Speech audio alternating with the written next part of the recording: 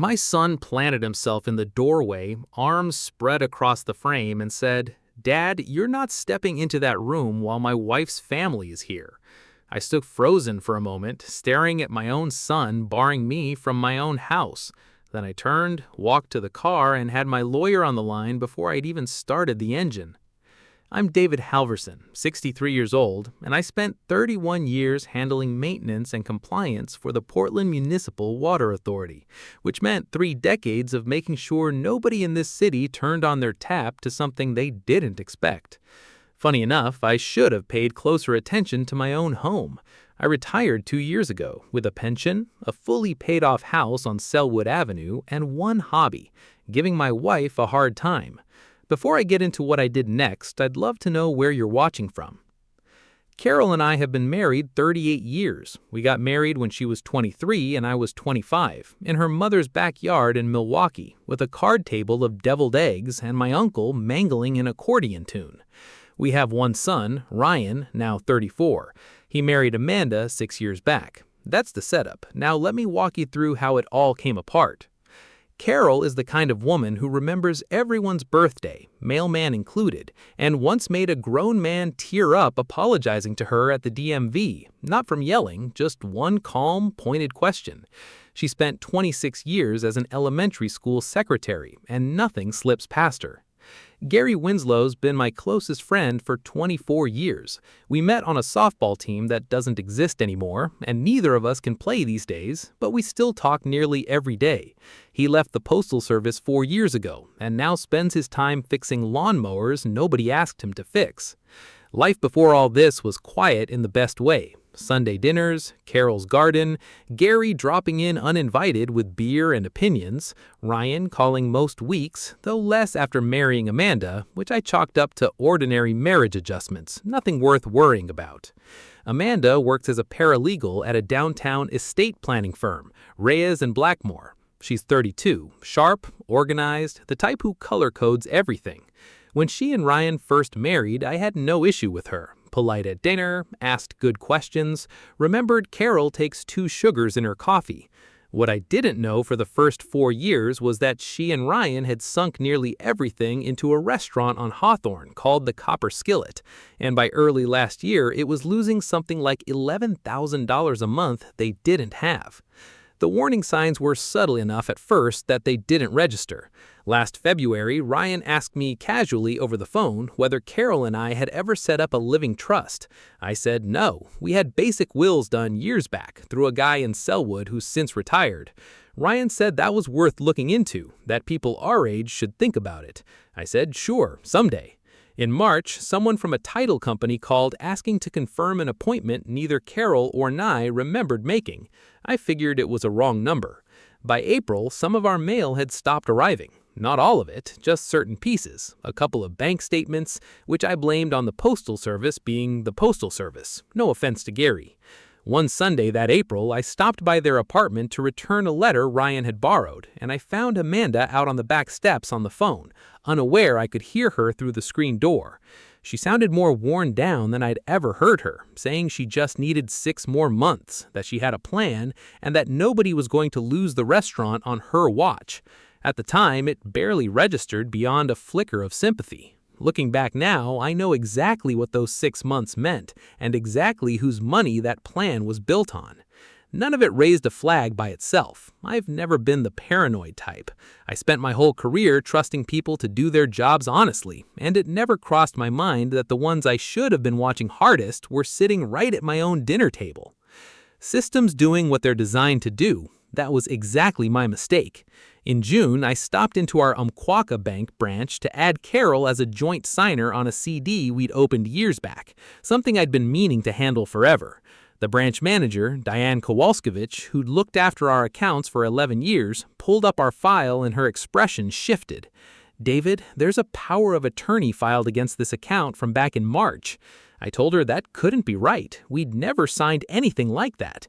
She turned her monitor toward me. It named Amanda Wexler Halversen as attorney-in-fact for David Halversen with authority over banking, property, and financial matters, notarized on March 14th.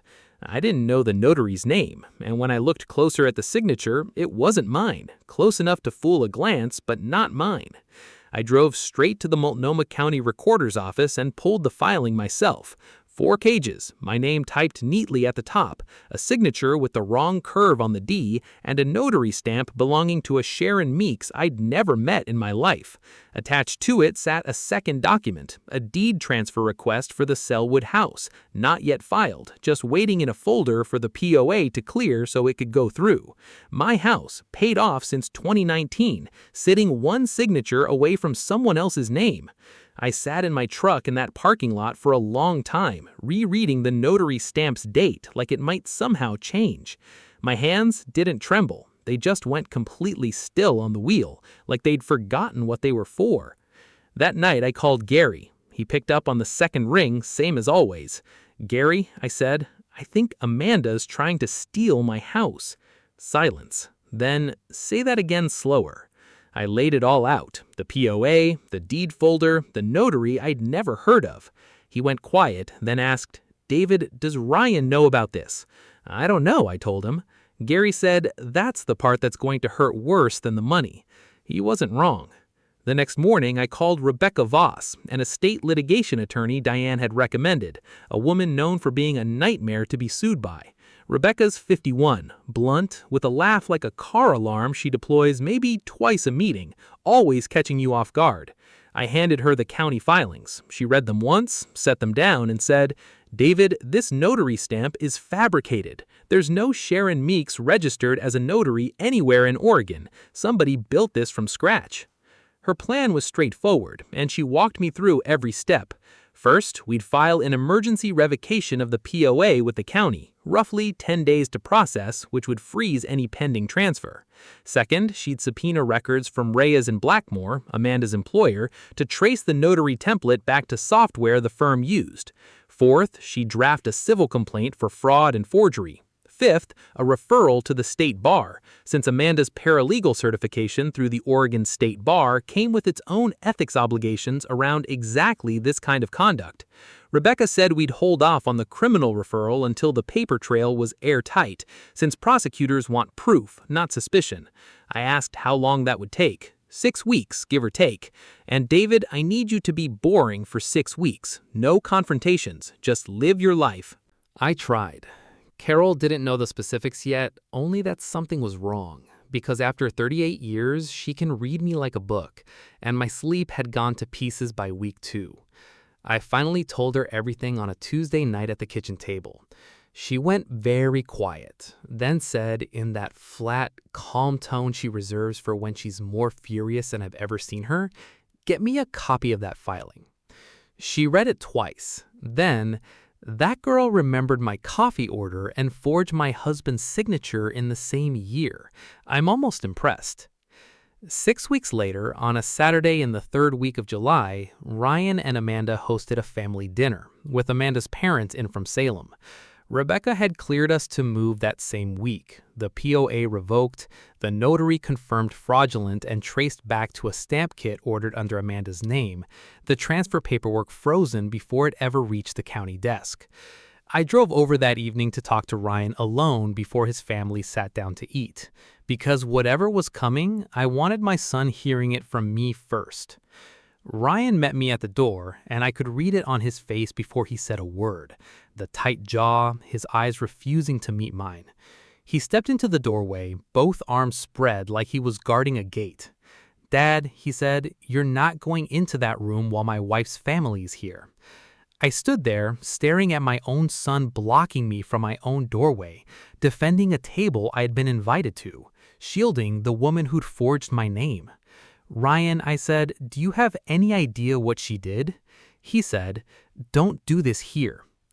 Amanda came up behind him, drying her hands on a dish towel, and stopped short in the hallway the moment she saw my expression. "David, whatever this is, can it wait until my parents leave?" "No, Amanda," I said, "I don't think it can.